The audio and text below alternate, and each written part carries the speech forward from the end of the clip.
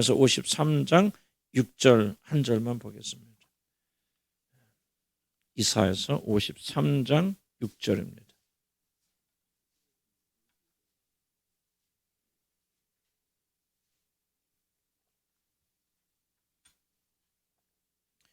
이사야서 53장 6절입니다. 우리는 다 양 같아서 그릇 행하여 각기 제갈 길로 갔거늘 여호와께서는 우리 무리의 죄악을 그에게 담당시키셨도다. 앞에 부분 다시 한번 읽습니다. 우리는 다 양 같아서 그릇 행하여 각기 제갈 길로 갔거늘. 주님 말씀 앞에 섭니다. 주님 이 말씀 우리 마음에 기록하시고 이 말씀의 생명을 찾는 귀한 시간 되도록 도와주시옵소서. 예수님의 이름으로 기도합니다. 아멘. 제가 지난 몇 주 동안은 하나님의 심판에 대한 그런 내용을, 특히 지옥에 관한 우리 주님의 말씀을 많이 선포했는데 몇 분들에게는 좀 이 설교가 상당히 부담이 된 것 같습니다. 그래서 어떤 분은 전화를 주시기도 하고 어떤 분은 편지를 보내시기도 하고 또 모임에서 또 왜 그런 좀 부담되는 이야기를 나누기도 하고, 근데 재미있는 것은 그 반응이 학생들로부터 어른에 이르기까지 다양하게, 저도 목회하면서 그건 처음인데 동시에 이런 반응이 나와서 결코 우연은 아니구나 하는 것을 제가 한번 생각해 보았습니다. 물론 저는 이런 반응들이 이제 심판과 지옥에 대한 말씀을 듣고 불편해하는 반응들이 저는 매우 긍정적이라 그렇게 저는 생각합니다. 왜냐하면은 적어도 이들에게는 지옥과 하나님의 심판이 실감 있게 다가왔기 때문에 이렇게 좀 반응을 하지 않는가. 그래서 부정적인 반응이라도 반응이 있다고 하는 것은 뭔가 마음속에 부담이 있어서 그렇다. 아무 반응도 없고 그렇다면 아예 관심 없는 사람은 아무런 반응도 없을 텐데 저는 굉장히 좀 긍정적으로 생각합니다.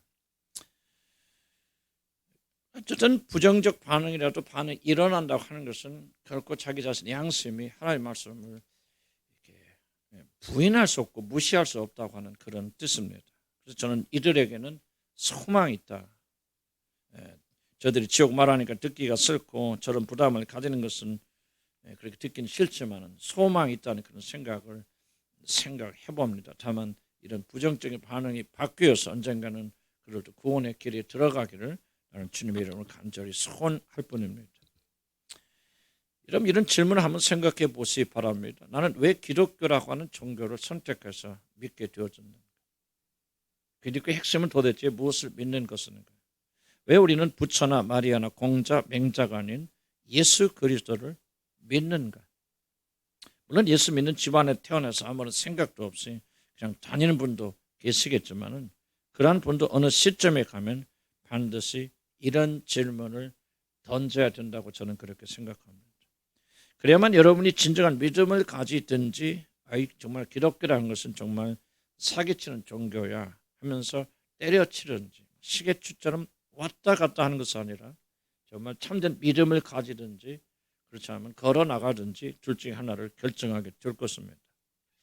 또한 이런 질문은 이미 우리 믿음을 가진 자들을 또 견고하게 만들기 위해서 이런 질문은 이미 하나님의 자녀가 된 자들도 가끔 때때로 이 질문을 던지고 이 질문에 답변을 해야 됩니다.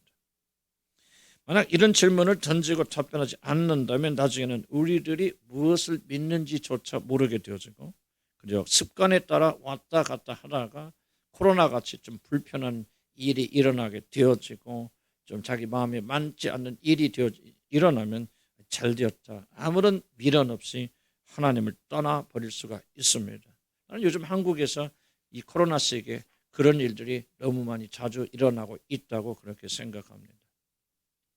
자신이 무엇을 믿든지 자신이 믿는다고 생각하는 것을 깊이 생각하면서 믿어야 되지, 자신이 왜 무엇을 위하여 하나님을 믿는 자가 되었는지를 되새겨보지 않으면 그 사람은 사실 아무것도 믿을 수가 없게 되어집니다. 도대체 기독교 신앙이라고 하는 것이 무엇입니까? 교회 다니는 사람들은 도대체 무엇을 믿는다는 말입니까? 기독교 신앙은 창조주 하나님께서 존재하심을 인정하는 것을 그 출발로 삼습니다. 예수로부터 시작하지 않고 다른데 시작하지 않고 하나님이 이 세상을 창조하셨다는 믿음을 출발선으로 삼습니다.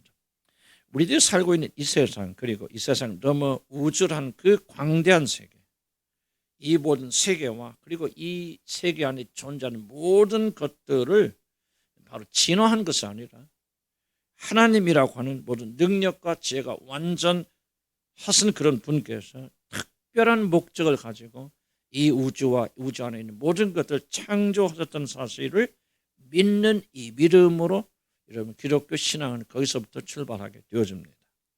그래서 성경은 다른 말씀이 아니라 성경 읽어보면 성경 첫 번째 구절이 태초에 하나님이 온 천지를 창조하시느니라 이런 말씀으로 이 성경이 시작이 되어집니다.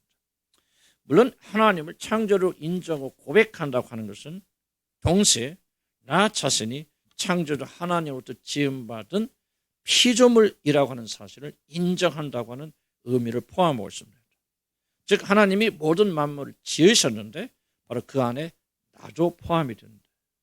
그러므로 나는 창조주가 아니라 하나님으로부터 지음받은 피조물이라는 사실을 받아들인 것을 의미합니다. 자신이 창조주가 아니라 피조물이라는 사실을 인정하는 것은 매우 매우 중요한 일입니다. 왜냐하면 이것을 인정하는 것은 자기 자신이 창조주 하나님으로부터 지음받았기 때문에 바로 하나님께서 지으신 만드신 모든 법에 순종하며 살아야 한다는 사실. 나는 창조주가 아니고 지음받았기 때문에 나를 지으신 분의 뜻에 따라서 그리고 그분이 정하신 법에 따라서 살아야 된다는 사실을 우리가 의미하기 때문에 그렇습니다. 내가 만약 피조물이 아니고 창조주라면 하나님께서 나를 만드신 것이 아니라 우리는 아메바에서 이렇게 그렇게 진화된 것이 사실이라면 우리는 하나님의 뜻과 나를 향한 하나님의 특별한 목적을 가지고 그 뜻에 따라서 살 필요가 전혀 없습니다. 내가 나의 삶의 주인이기 때문에 내가 하고 싶은 대로 살다가 때가 되어 죽으면 모든 것이 끝이 납니다. 그러나 문제는 그렇게 간단한 것이 아닙니다. 우리들 자신이 피조물이라는 사실을 인정하지 않고 내 멋대로 내 마음대로 살게 될 때 그 사람의 삶은 심하게 파괴되기 때문에 그렇습니다. 이런 그 이유가 무엇입니까? 무엇이든지 그것이 만들어진 목적에 따라 살아야만 우리 인간들은 행복하게 살 수 있습니다. 어떤 기계가 됐건 물건이 되었던 거지 그것이 지어지고 만들어진 목적에 따라서 움직이지 않는다면 그 기계는 파괴가 되어지고 아무런 기능도 할 수가 없는 것과 마찬가지입니다. 그래서 만약 저와 여러분이 창조된 목적에 따라 살지 않는다면 여러분의 인생은 파괴가 되어집니다. 여러분의 삶의 문제가 떠나지 않는 것은 여러분이 믿음을 가졌고 예수를 주로 고백한 뒤에도 여러분 삶 속에서 그런 문제가 지속적으로 이어지는 중요한 이유가 있다면 그것은 다른 것이 아니라 바로 여러분이 창조되어진 하나님의 목적에 따라 살지 않고 잘못된 목적에 따라 살기 때문에 그렇습니다. 요즘 마약 문제가 아주 심각합니다. 우리 한국의 사회의 이 마약 문제가 아주 깊숙이 파고들었고 지금 신문이나 이게 다 할 수 없어서 안 되거든요. 청소년들은 굉장히 거의 대부분 청소년들이 이 마약이 굉장히 깊숙이 들어와 있다고 하는 것을 여러분 아실 것이고 아마 이게 시한폭탄처럼 터질 날이 우리나라에 그렇게 얼마 남지 않았습니다. 그런데 마약은 절대 나쁜 것이 아닙니다. 마약은 처음 개발될 때 진통제로 개발이 된 것입니다.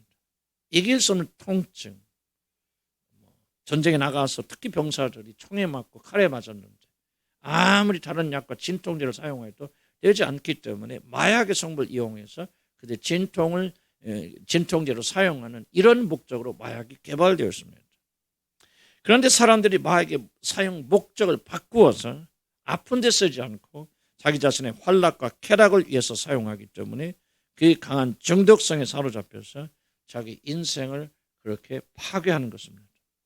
여러분 얼마 전에 신문 읽어서 잘 여러분 아시겠습니다. 남양유업의 창업자, 그 우유를 파는 남양유 창업자 되신 분의 손녀딸이 이 마약을 상습적으로 하다가 붙잡혀서 재판을 받고 집행유예를 풀려냈는데 집행유예 기간 동안 또 마약을 해서 잡혀가지고 구속되었다 하는 소식이 들렸습니다. 그 과정에서 같이 마약을 먹고 못된 짓을 하던 남자친구가 자살했습니다.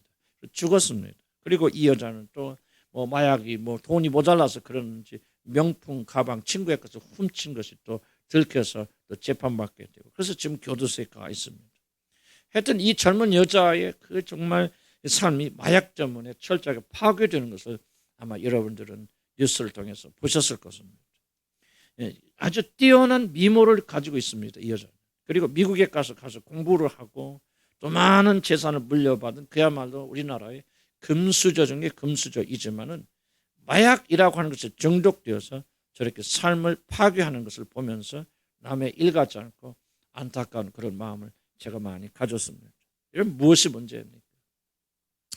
약이 본래 목적에 따라 사용되지 않고 그 목적이 아닌 다른 목적으로 쓰여졌기 때문에 이렇게 사람들의 삶이 파괴가 되는 것입니다.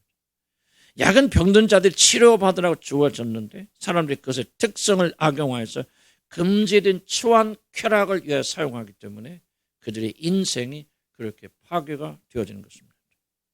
교회에 오면 매일 죄 하는데 이런 죄가 도대체 뭐라고 생각하십니까? 물론 죄에 대해서 여러 가지 정의가 있겠지만 저는 이와 같이 사람들이 창조주 하나님께서 자신을 만드셨을 때 우리에게 주셨던 우리 인간들이 왜 사는지, 무엇을 위해서 살아야 되는지 하는 그 인간의 존재 목적에 따라서 살지 않는 것을 가리켜서 성경은 죄라고 그렇게 말합니다.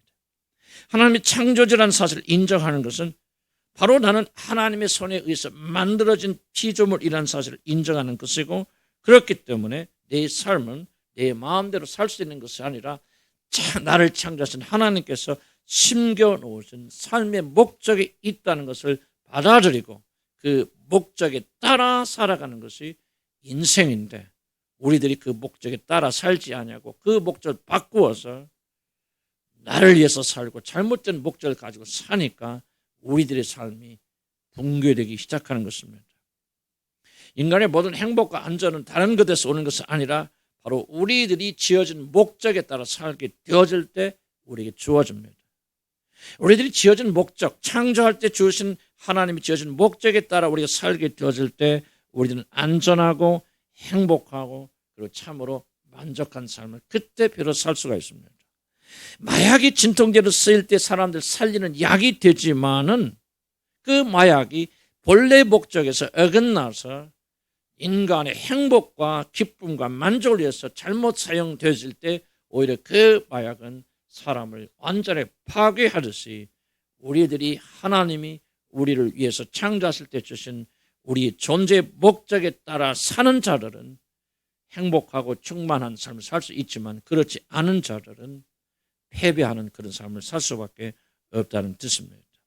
그럼 죄는 다른 것이 아니라 하나님이 우리를 창조하실 때 주신 목적에 따라 살 것을 거부하는 것이 죄입니다. 나는 하나님이 내게 주신 목적에 따라 살지 않을 거야. 아니 이거 내 인생 아니야?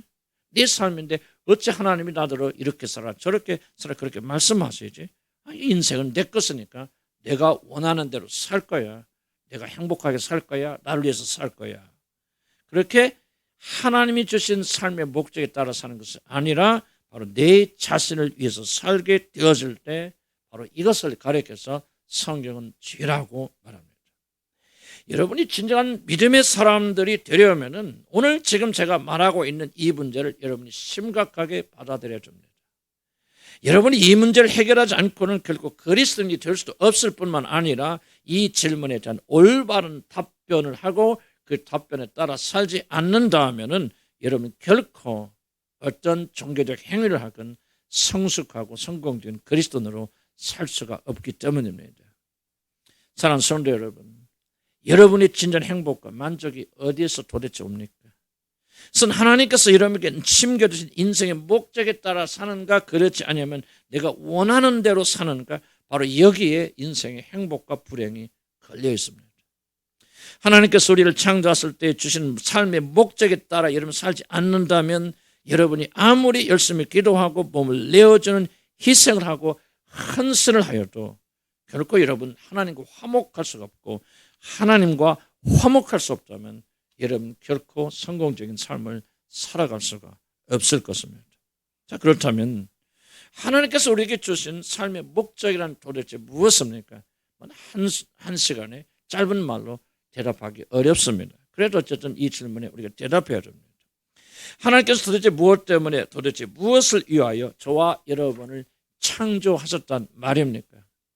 그것은 모든 인간은 무엇보다 하나님을 사랑하고 자기 자신의 목숨보다도 하나님을 더 사랑하고 그리고 하나님의 뜻과 하나님의 명령에 복종하는 순종의 삶을 살고 그렇게 할 때 하나님께서 우리 모든 필요를 채워주시는 그 놀라운 관계 속에서 은혜와 사랑이 넘치는 하나님을 즐기고 바로 이 일을 통해서 하나님께 영광 돌리는 바로 이 일을 위하여 하나님은 자신의 형상을 닮은 저와 여러분을 창조하셔서 이 세상에 보내주신 것입니다. 하나님께서 사람 창조하실 때 하나님의 이런 삶을 통하여 하나님의 이름을 높이고 그분을 존귀케 하고 그분에게 영광을 돌리려고 하는 이 목적을 위하여 저와 여러분이 창조된 것입니다. 아마도 적지 않은 분들은 아이고 참 너무 복잡하다. 난 그렇게 사는 것도 힘들고 교회 매일 왔다 갔다 하는 것도 피곤한데 어째 뭐 하나님의 영광을 돌리며 삶의 목적이 무엇이고 그런 거 복잡하게 생각하며 산다는 말인가 그렇게 생각하는 분들도 계십니다. 아마 이런 생각을 여러분이 하고 계시다면 나는 그 사람이 하나님과 아무런 상관이 없는 몸은 교회에 앉아있지만 그 사람은 아무런 하나님과 상관이 없는 철저한 불신자라고 하는 가장 강력한 증거가 아닌가 저는 그렇게 생각합니다. 정말로 하나님이 여러분을 창조하신 그 목적에 따라서 여러분이 사는 삶이 그렇게 여러분 어렵고 힘들고 여러분이 생각하는 것처럼 그렇게 고달픈 삶일까요? 그래서 교회 안에서 이런 말 꺼내지조차 못하게 귀를 막아버릴 정도로 하나님이 우리에게 주신 목적에 따라 사는 삶이 가장 비참한 그런 삶일까요? 그래서 그런 거 신경 쓰고 사는 것이 복잡하고 과연 힘들고 어려운 십자가의 길일까요? 사실 하나님의 목적에 따라 사는 것이 피곤하고 힘든 것이 아니라 내 멋대로 사는 삶, 나 자신을 행복하게 오직 자신의 안전만을 위해서 사는 그런 삶이 힘들 뿐만 아니라 얼마나 파괴적이며 얼마나 비참한 삶인가를 우리 모두 이미 경험해 보지 않았습니까? 우리 과거에 그렇게 살았기 때문에 일어난 비극을 지금 주워 담느냐라고 지금도 여러분 낑낑대고 있지 않습니까? 정말 하나님이 여러분 안에 두신 본성, 우리 안에 깊이 새겨주신 인생이 존재하는 목적, 하나님을 위하여 그분에게 순종하고 하나님만을 의지하여 하나님께서 공급하시는 그 놀라운 은혜와 사랑 가운데 하나님께 영광 돌리는 삶을 사는 그 삶이 더 쉽고 더 자연스럽고 더 축복스러운 것이 아닐까요? 그렇지 않으면 거꾸로 하나님께서 주신 삶의 목적이 아닌 내 멋대로 사는 것이 지금 당장은 더 기쁘게 보이고 지금 당장은 더 자유롭게 보이지만은 그런 삶을 사는 것이 고난의 고통의 시작이 아닐까를 우리는 깊이 한번 생각해 봐야 됩니다. 생각하지 않고는 나는 여러분이 결코 그리스도인이 될 수 없고 생각하지 않고는 여러분 성숙한 그리스도인이 절대로 될 수 없다고 저는 그렇게 생각합니다. 제가 한번 긴 예를 한번 드려보겠습니다. 우리나라 같이 건강식품에 그렇게 관심이 많은 나라도 드물 것이다 그렇게 생각합니다. 이거 먹으면 어디가 좋고 이거 먹으면 어디가 좋고 그래서 우리가 여행 가면 저도 제주도 한번 여행 갔는데 그 싼 티켓이다 공짜 티켓 뭐 이거 몇만 원을 가더라고. 가서 보니까 여기 안내하신 분이 계속 이거 건강식품 파는데 데리고 다녀서 얼마나 내가 바가지를 썼는지 모릅니다. 아마 이런 그런 경험도 있을지 모릅니다. 하여튼 우리 한국 사람들은 여기 가도 건강 저기도 건강. 근데 어떤 이게 뭐 논의가 됐건 뭐가 됐건 누가 선물해 주는 거 보면 이기가 좋고 저기가 좋고 나는 우리 가끔 우리 사모님 보고 이런 야 여기 써 있는 대로만 먹으면 세상에 죽을 놈 아무도 없겠다. 다 천년 살겠다. 그리고 서로 웃으면서 그렇게 했던 적이 기억납니다. 그런데 사실요 모든 것이 몸에 다 좋습니다. 사실은 인간에게 해로운 거 하나도 없고요. 약간 하나님께서 만드신 모든 자연 만물이 우리에게 다 좋은 것입니다. 어떻게 하나님 우리에게 이렇게 좋고 유익하고 먹으면 건강에 좋은 것들을 여기저기다 다 심어 놓으셨는지 정말 신기하고 난 그거 하나만 생각해도 먹을 때 감사와 감격이 넘칠 때가 많습니다. 어떻게 하나님께서 이렇게 우리 몸에 좋은 것을 이렇게 만들어 주셨을까? 정말 그렇지 않을 때도 있지만 그럴 때는 참 은혜 가운데 먹게 되어집니다. 그래서 저는 이런 한번 재미있는 생각입니다. 이건 재미있는 생각이고 내 개인적 생각입니다. 하나님께서 이 모든 것을 만드실 때, 은행나무를 만드실 때, 이 은행잎은 사람들의 기관지를 참 좋게 하는 거예요. 사람들이 이거 끓여다가 액기스를 만들어갖고 이거 먹으면 기관지가 좋을 거야. 그래서 우리들이 기관지를 좋게 하시려는 그런 생각을 가지고 그걸 만드셨을까? 또 이 뿌리를 데려 먹으면 사람들의 혈압이 내려가. 그러니까 혈압 높은 사람들이 나중에 이거 뿌리를 발견해서 이걸 먹으면 그들이 혈압이 내려가도록 그러려고 이걸 만들어야지. 그렇게 해서 하나님께서 일일이 하나님께서 우리를 생각하시는 그런 마음으로 이 세상의 모든 마음으로 만드셨을까요? 그렇다고 보면 기분은 참 좋은데 저는 사실 그렇지 않다라고 저는 개인적으로 내 개인적 생각인데 그렇게 생각합니다. 물론 하나님께서 이 모든 것들이 우리에게 유익이 될 것이라는 사실을 알았지만은 저희 좁은 소견으로는 하나님께서 하나하나 만드실 때 우리들을 생각하면서 여기에 나중에 사람들이 교회 다니다가 이효정 목사 또 잔소리 들으면 혈압이 올라가는데 그때 이거 먹으면 혈압이 내려갈까 그런 생각하시면서 만드셨다고 저는 그렇게 생각지 않습니다. 중요한 이야기입니다.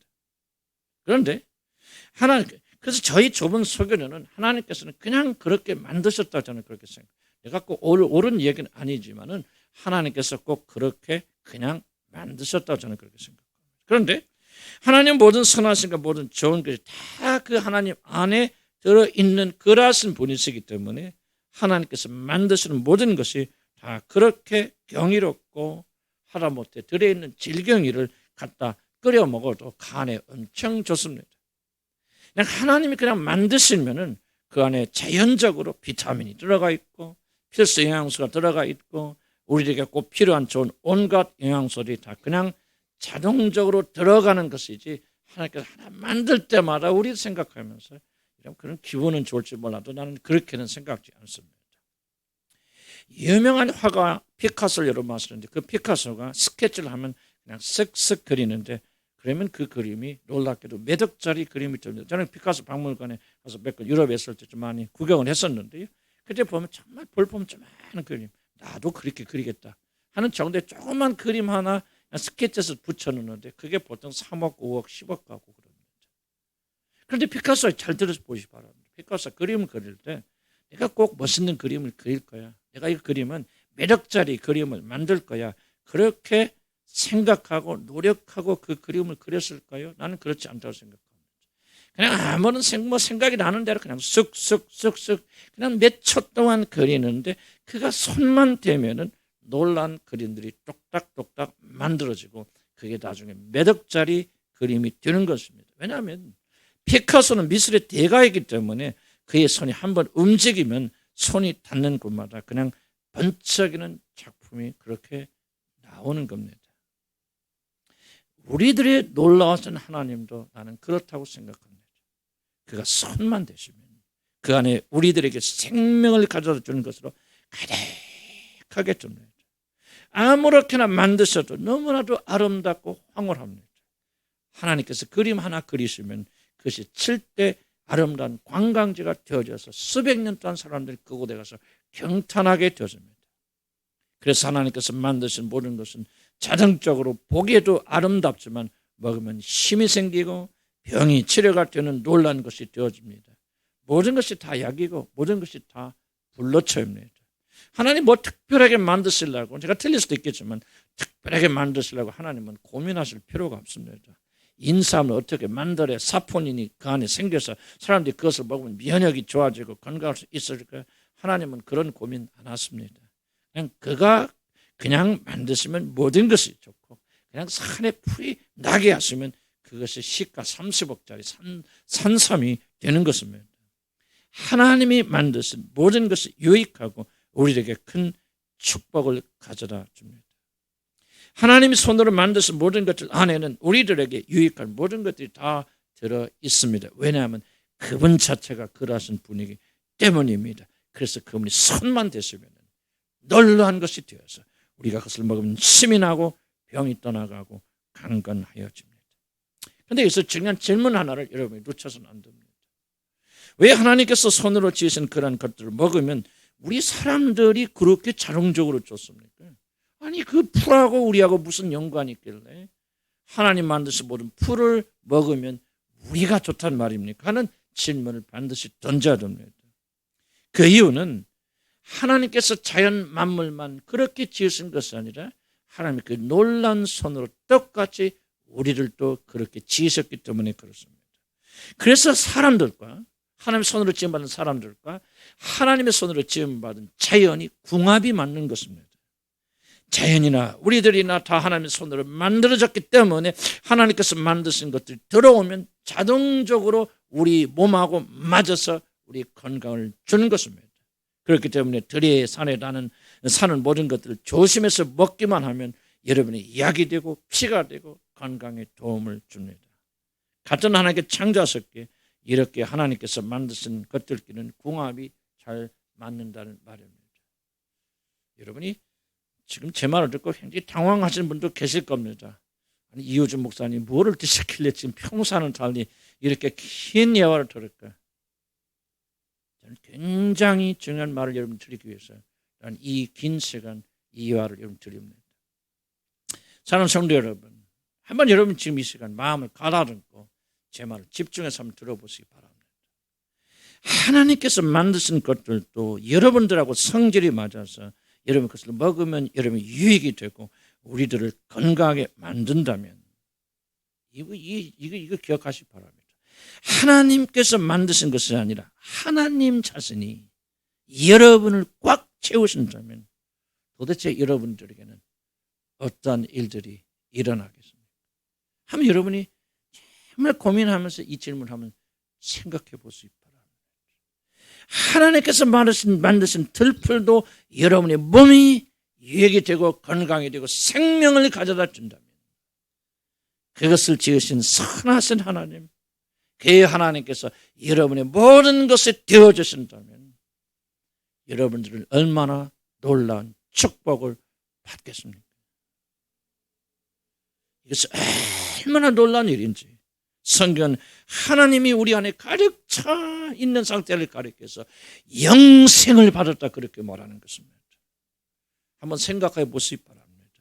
만약 우리들이 자기 자신이 원하는 삶이 아니라 하나님께 주신 목적에 따라 산다면 여러분들이 얼마나 행복한 사람들이 되겠습니까? 하나님께서 만드신 풀만 먹어도 이렇게 건강하고 행복하여 지내는데 그 주신 하나님이 여러분의 모든 것이 되어지고 그 주신 하나님께서 만드신 그 뜻대로 여러분이 살아갈 때 여러분은 참으로 만족하고 참으로 배부른 삶을 살 것이 아니겠습니까?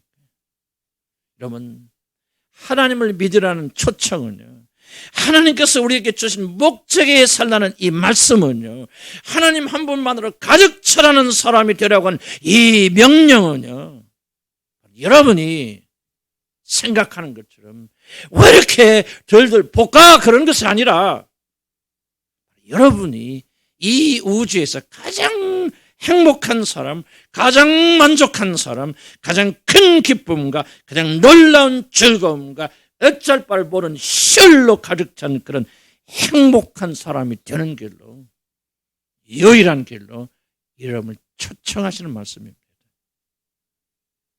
여러분, 죄가 무엇인지 아십니까? 죄인들의 어리석음이 무엇인지 아십니까? 바로 죄는 바로 여러분을 위해서 준비된 이 생명의 초청을 여러분이 거부하고 정말 보잘것없는 세상의 것으로 자신을 채우려고 하는 이 어리석음을 가리켜서 성경은 죄라고 그렇게 말합니다. 죄는 다른 것이 아니라 왕의 식탁을, 풍성한 왕의 식탁을 거절하고 길 옆에 쓰레기통을 뒤져서 썩은 음식을 찾는 인간의 어리석음을 가리켜서 죄라고 그렇게 말합니다. 너희가 어찌하여 양식 아닌 것을 위하여 손을 달아주며 어찌하여 배부르게 하지 못할 것을 위하여 수고하느냐. 내게 듣고 들을지어다. 그리하면 너희가 좋은 것을 먹을 것이며 너희 자신들이 기름진 것으로 즐거움을 얻으리라고 우리 주님이 애타게 우리에게 초청하고 계시지 않습니까? 사람들이 진정으로 건강하려면 하나님께 창조하신 것을 먹어야 됩니다. 그래야만 같은 손으로 창조된 우리들이 건강해질 수가 있습니다. 마찬가지로 우리들이 진정으로 만족하고 진정으로 행복한 삶을 살려면은 오직 하나님이 여러분이 주신 인생의 목적, 하나님만을 의지하고 하나님의 말씀에 복종하고 하나님을 영화롭게 하는 그런 삶을 살아야 됩니다. 그러면 하나님이 여러분의 모든 것을 떼어주시고 앞에서도 말했듯이 들풀을 먹어도 우리에게 유익이 되거든 그것을 만드신 분으로 가득 차게 되어질 때 지금까지 여러분 한 번도 경험하지 못한 행복과 기쁨과 희열과 만족을 여러분이 가장 깊은 곳에서 샘처럼 솟아나는 것을 여러분이 체험하게 되실 것입니다. 그런데 어리석은 사람들은 하나님의 품에 안기기를 싫어합니다. 세상이 더 좋다고 말합니다. 세상이 주는 것들로 채우고 그것으로 배불리려고 합니다. 하나님을 영화롭게 하는 삶을 살기보다는 자기 자신을 높이고 자기 자신을 영화롭게 하고 하나님의 뜻에 순종하기보다는 자기 자신의 뜻과 자기 마음대로 순종하며 내 마음대로 하는 것을 그것을 가장 기쁨과 자유라고 그렇게 삽니다. 사람들이 하나님이 창조하신 것으로 만족하지 못하고 무엇인가 대체품을 만들어서 그 안에 거하려고 그럽니다. 사람들이 우리를 위해서 만드신 그 놀라운 식품을 맛이 없다고 그래서 콜라를 만들어 그것을 마시고 햄버거를 만들고 그것들만 먹는다면 그 사람은 머지않아 병들어 죽게 되어질 것입니다. 우리들의 영혼도 마찬가지입니다. 하나님의 품에 안기지 않고 그분을 사모하지 않고 그분이 주신 삶의 목적에 따라 살지 않는다면 여러분이 이제 머지않아 심각한 영혼의 병에 걸리고 결국은 죽게 될 것입니다. 바로 이것이 죄고 이것이 바로 우리들의 비극입니다. 사람들이 죽어가는 가장 큰 원인은 다른 것이 아니라 하나님이 창조하신 목적과 질서에 따라 살지 아니하고 그것을 바꾸어 자기 입맛에 맞는 그런 삶을 살기 때문에 그렇습니다. 이것이 인생 실패의 모든 원인입니다. 하나님을 떠나서 하나님이 주신 목적에 따라 살지 않고 자신 스스로가 세운 삶의 목적에 따라 삽니다. 그래서 사람들에게 병과 죽음과 영원한 멸망이 임하게 되었는데 성경은 이것을 가리켜서 죄의 결과라 그렇게 말합니다. 죄가 무엇입니까? 이사야서 53장 6절에 우리는 다 양 같아서 그릇 행하여 각기 제갈 길로 갔거늘 성경은 죄가 다른 것이 아니라 하나님의 손으로 창조된 인간들이 하나님께서 정해준 목적에 따라 살지 아니하고 각기 제 눈에 좋게 보이는 각기 제갈 길로 가는 것을 죄라고 그렇게 말합니다. 하나님이 정해주신 목적에 따라 살지 않고 자신이 스스로 세운 목적에 따라 자신에게 영광을 돌리고 자신의 행복을 위하여 모든 것을 헌신한 그런 삶을 살게 되는 것, 이것이 죄이고 바로 이것이 우리의 모든 불행의 원인이라고 하나님은 우리에게 말씀하시는 것입니다. 이것이 인간을 파괴하는 죄라는 것입니다. 하나님께서 인간의 모든 문제의 핵심이 다른 것이 있는 것이 아니라 여러분 죄라고 말합니다. 죄는 인간이 하나님의 창조의 목적, 내 인생의 목적에 따라 살지 아니하고 하나님께 영광 돌리는 그런 삶을 살지 아니하고 자기 마음대로 살며 자기 자신을 가장 높은 것에 올려놓기 위해서 인간이 제멋대로 살기 위해서 하나님을 떠나는 행위, 자기의 육신적인 행복을 위해서 하나님을 버리는 행위를 가리켜서 죄라 그렇게 말합니다. 사람들이 하나님을 버렸습니다. 교회 다니지만 마음의 중심 속에는 하나님을 두기를 싫어합니다. 그들의 마음 깊은 곳에 하나님이 존재하지 않습니다. 하나님을 버렸습니다. 그러니 자신들이 창조된 이유와 목적을 잊어버렸습니다. 그래서 나 자신의 행복을 스스로의 힘으로 이루기 위하여 하나님께 순종하지 않고 하나님이 원치 않는 그런 길로 나갑니다. 바로 이것이 인간의 모든 문제의 원인이고 뿌리입니다. 그런데 중요한 것은 인간의 이러한 죄가 자신과 이 세상에 가져다 준 결과는 너무가 무서운 것이라는 사실입니다. 우리들이 경험하는 모든 종류의 저주와 재난은 바로 이 죄라는 것에부터 시작된 것입니다. 인간의 모든 문제는 여러분이 자란 환경이나 여러분 기질이나 체질이나 여러분 지금 형편이 처하고 있는 어려운 형편 때문에 이런 문제가 일어나는 것이 아닙니다. 이 생각을 가지고 있는 나는 여러분이 영원히 해방되지 못할 것입니다.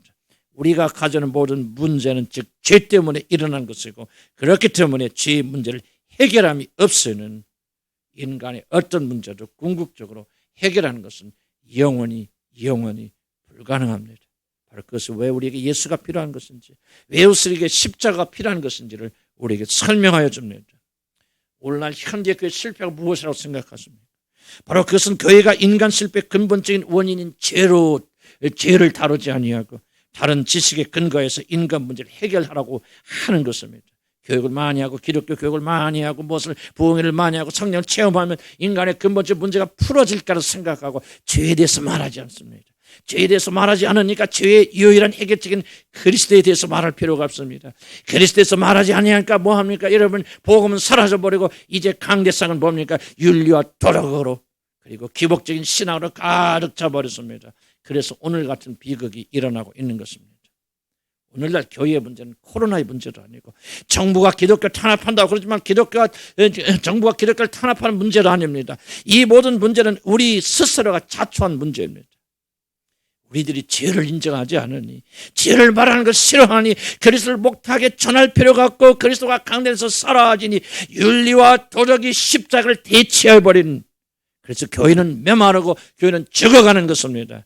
그래서 형편없이 교회는 코로나가 오지 않아도 이미 대한민국 교회는 무너졌고 지금 형편없이 무너지고 있는 것입니다. 한국 교회가 살아나려면 한 가지 방법밖에 없습니다. 여러분의 영혼이 살아나려면 오직 한 가지 방법밖에 없습니다. 죄의 문제를 언급하는 걸 두려워하지 말고, 우리 교회가 생명력이 넘치려면 죄에 대해 말하는 것을 두려워하거나 부끄럽게 생각해서는 안 되고 시대에 떨어진 교회라고 그렇게 여러분 치부해서는 안 됩니다.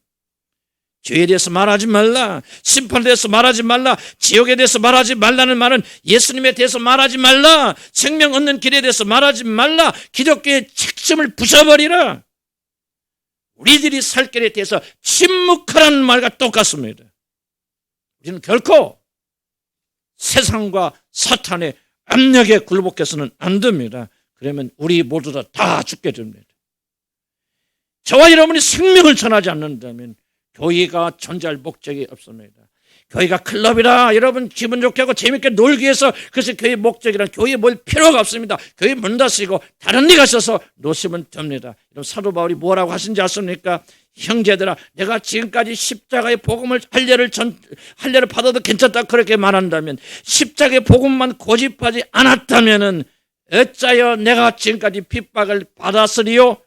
그리하였다면 십자가에 거치는 것이 그쳐서 나는 그들의 환영을 받았을 것이라 그렇게 말합니다. 아마 교회가 죄에 대해서 말하지 않고 심판에 대해서 말하지 않는다면 교회는 평화로울 것이고 핍박이 없어질 것입니다. 그러나 교회가 인간의 중심적인 문제를 다루는 것이 아니라, 문제는 다른 것이 아니라 죄의 문제고, 그 죄의 문제를 해결하는 것은 오직 십자가에 달리신 예수 그리스도의 죽음밖에 없다는 복음을 전파해야 되는데, 이 복음을 전파하기 때문에 핍박을 받는 것이고 수많은 사람들이 오늘 또 교회를 떠나가는 것입니다. 우리는 십자가에 못 박힌 그리스도를 전하니 유대인에게는 거리끼는 것이요 이방인에게는 미련한 것이라고 고린도전서 1장 23절에 말합니다. 죄에 대하여 말하는 것을 어떤 이들에게 거치는 것이 됩니다. 그리고 어떤 이들에게는 죄에 대해서 말하고 예수에 말하고 십자가의 죽음을 말하는 것이 시대에 뒤떨어진 어리석은 말같이 들립니다. 그러나 하나님의 말씀은 분명하게 세상의 문제는 사람들이 하나님을 창조주로 받아들이지 않고, 그렇기 때문에 하나님의 창조의 질서를 어기며 인생의 목적에 따라 그렇게 영광 돌리를 하지 않기 때문이라고 말하고, 이것이 죄이며 죄 때문에 세상의 문제가 일하는 것을 말하고, 이 세상의 문제를 해결할 수 있는 분은 예수 그리스도, 십자가에 달리신 예수 그리스도밖에 없다는 사실을 말하는 것입니다. 세상의 유일한 희망은 바로 우리들을 이 저주에서 해방시키기 위해서 하나님의 아들이 이 땅에 오셨고 우리를 구원하시기 위해서 십자가를 지시고 내 대신 하나님의 처절한 심판을 대신 받았기 때문에 이제 나의 모든 죄는 사함받고 하나님과 화목할 수 있는 길이 열렸다는 복음을 믿는 것 외에는 우리에게 구원의 길이 없고 교회에는 소망이 없습니다. 비록 이 복음을 전함으로 인하여서 무시당하고 멸시당하고 공격당하고 핍박을 당하여도 이것이 바로 우리의 본분이고, 주님 오시는 그날까지 우리 주님을 한 교회는 이 복음을 부끄럽게 여기지 않는 교회가 되기를 나는 주의 이름으로 간절히 축복합니다. 이제 우리들이 행할 이 성찬은 저와 여러분에게 무엇을 말하고 있습니까? 비록 우리들이 인생의 목적을 어기고 잘못된 길로 갔다 할지라도, 그래서 우리는 심판을 받아 멸망의 길로 내려갈 수밖에 없는 그런 자들이라다 할지라도 이제 누구든지 회개하고 주님께 돌아와서 십자가의 복음, 하나님의 아들께서 나를 대신하여서 내가 죽어야 되는데 자기 자신을 십자가에 못 박아 죽게 하심으로 내 죄를 사하여 주셨다는 사실. 누구든지 예수의 이름을 믿고 나면 그에게 새로운 인생의 목적을 허락하여 주시겠다는 이 복음을 믿고 나온다면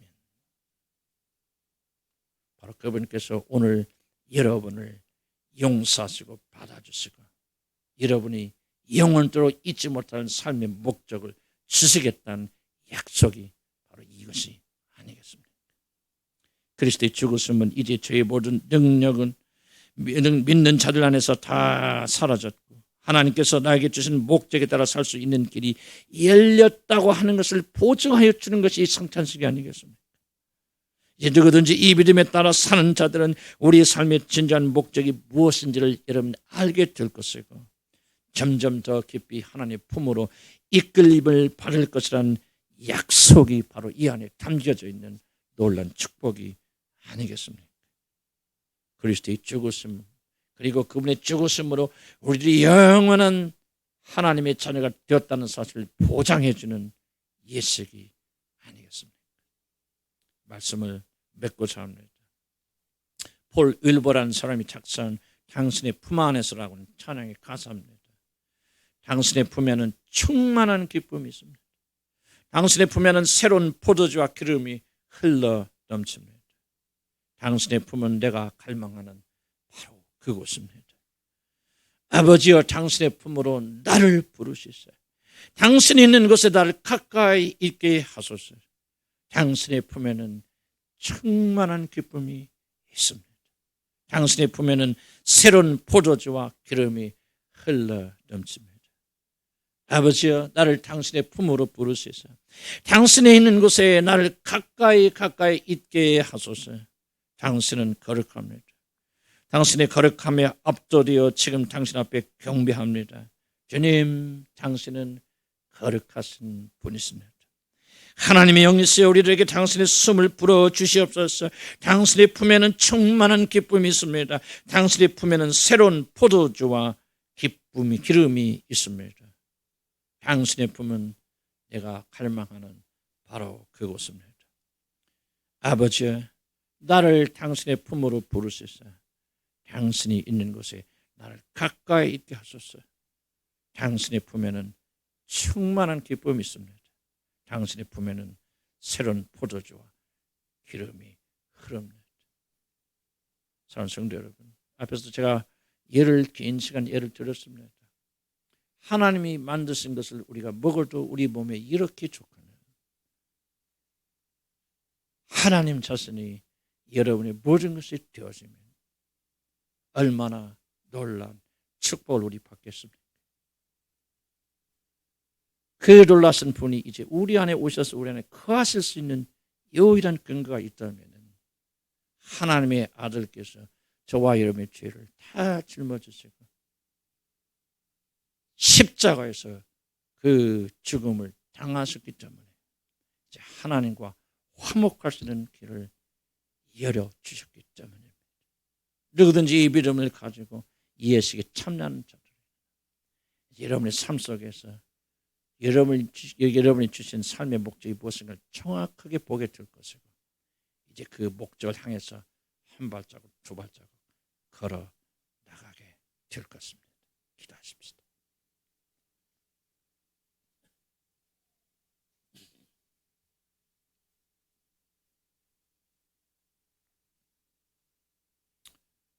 하나님의 교회에서조차 복음이 전해지는 것이 어려운 시대가 되어졌습니다. 그러나 저는 모든 양심과 하나님 댁에 주신 모든 것을 다 동원해서 생각해 볼 때 오직 한 결론, 우리가 하나님께 나가는 길은 오직 우리의 죄를 자백하고 예수의 피로 씻음 받아서 하나님과 화목하는 길밖에는 없다는 것을 저는 내 마음의 중심 속에 깊이 압니다. 비록 복음이 거절당하고 거부당한다 할지라도 우리 주님의 한 교회에서는 생명의 말씀이 선포될 뿐만 아니라 이 성찬 예식을 통해서 주기적으로 우리에게 흘러들어오기 원합니다. 저희들이 믿고 고백하는 것을 우리가 성찬 예식의 그 신비를 다 이해하지 못하여도 하나님 말씀과 더불어서 이 성례제를 통해서 우리에게 생명을 나누어 주신다는 것을 압니다. 하나님 다시 한번 주 앞에 기도하고 간구하는 것은 오늘 저도 설교하면서 정말 이 질문 내 가슴에 계속 맴돕니다. 하나님이 만드신 것도 이렇게 선하거든. 그 선하신 모든 것이 주인 되시고 모든 것을 수여하신 그 하나님께서 나의 모든 것이 되어지면 내 얼마나 행복할까. 당신의 품은 내가 갈망하는 바로 그곳입니다. 우리의 이 믿음과 간절한 마음으로 성례식에 임하게 될 때 우리 하나님께서 믿음을 가지고 나오는 자들 예수의 생명을 부어 주시옵소서. 우리 예수님께서 잡히시기 전날 제자들과 함께 음식을 나누시면서 떡을 떼셨습니다. 떡을 떼시며 가라사대 이것은 내가 너희를 위하여 주는 나의 몸이니 받아 먹으라. 식사를 마치시고 잔을 돌리시며 제자에게 말씀하시기를 이것은 내가 너희들을 위해서 흘려주는 새 언약의 피다. 누구든지 이것을 마시는 자는 이것을 믿는다는 뜻입니다. 이것을 믿는 자들은 그 안에 내 생명이 거하게 될 것이죠. 그때부터 지금 2000년이 흐른 이 시간 동안 하나님을 부르는 모든 자들이 모임이 있을 때마다 이것을 기념하면서 하나님께서 우리의 모든 것이 되어주시고 우리의 모든 생명을 채워주시기를 간구하는 마음으로 이 예식을 진행해 오고 있지 않습니까? 주님, 비록 저희들은 이 성과 이 모든 것들이 모자라서 다 이해하지 못한다 할지라도 주님께서 도우시고 함께해 주셔서 이 어린아이 같은 믿음으로 이 예식에 동참할 때 주 예수시여 당신의 거룩한 생명을 우리에게 부어주셔서 오늘도 아버지 품에 안기게 하시고 정말 좋으신 그분이 우리의 모든 것이 되게 하여 주옵소서. 예수 이름으로 기도합니다. 이 조용히 묵상하시다가 준비되신 분들은 나오셔서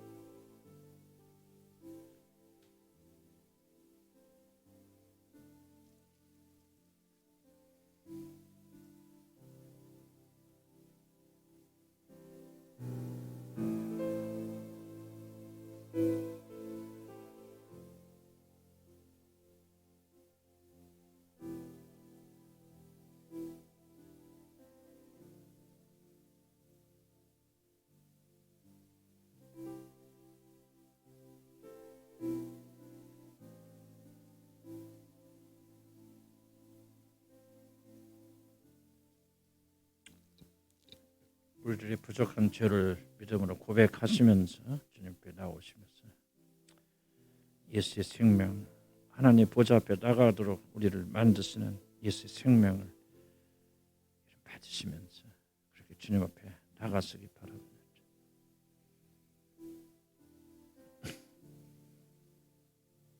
주님의 부르심의 목적이 더욱더 분명해질 것이고 주님과 함께 그 죽음의 길을 들어가면서 생명의 길이 펼쳐질 줄 압니다. 한 손에 장갑을 끼시고 또 거리를 조금 유지해 주시면서 그렇게 해주시기 바랍니다. 시간이 많이 흘렀으니까 조금 서둘러서 그렇게 해주시기 바랍니다.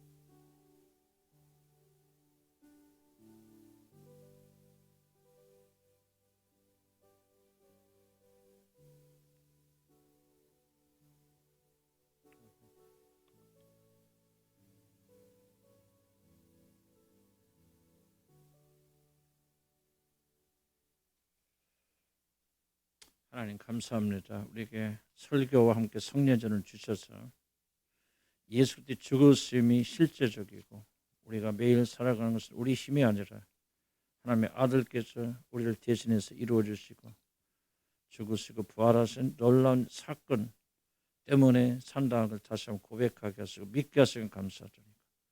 더 큰 믿음을 주셔서 하나님께 영광 돌리도록 도와 주옵소서. 예수로 기도합니다. 아멘. 우리 다 일어나서 주님 가르친 기도송 하고 예배에 마치 이제는 우리 주 예수 그리스도의 은혜와 하나님 아버지의 극진한 사랑과 성령님이 함께하여 주시오며 이제 우리 인생의 목적에 따라 살지 아니하고 내 멋대로 사는 삶이 주의 시작이고 비극의 시작인 줄 알고 그 저것은 하나님으로 가득 채우는 것이 우리 참된 만족인 줄 알고 그 길로 걸어가는 하나님의 거룩한 모든 백성들의 머리마다 지금부터 이 나그네 같은 생활 지나갈 때까지 그리고 영원한 세계에 들어가서 우리의 그 영광의 주님과 함께 영원 무궁토록 살 때까지 함께 하실지어다. 아멘.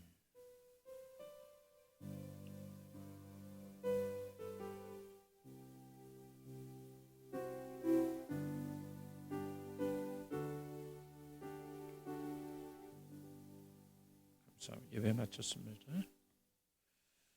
나갔을 때 항상 부탁드리는데 조금 잘 나가시고 조용히 나가셔서 큰 무리 없도록 해주세요. 1시 반에 보이겠습니다.